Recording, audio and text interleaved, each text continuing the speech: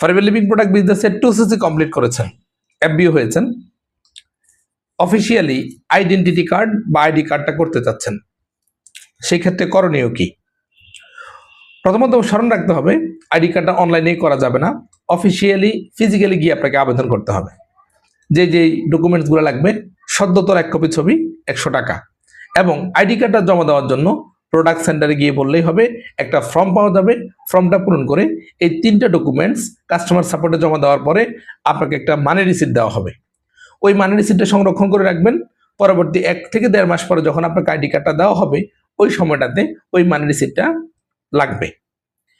So খুব দ্রুত সময়ের মধ্যে আইডি কার্ডটা কমপ্লিট করে ফেলেন, কারণ হচ্ছে কোনো একটা জায়গায় যখন আপনি ফরএভার লিভিং প্রোডাক্টের প্রতিনিধিত্ব করতে যাবেন, আইডেন্টিটি কার্ড বা আইডি কার্ডটা যদি আপনার সাথে থাকে সেটা আপনাকে এক্সট্রা এনার্জি যোগাবে।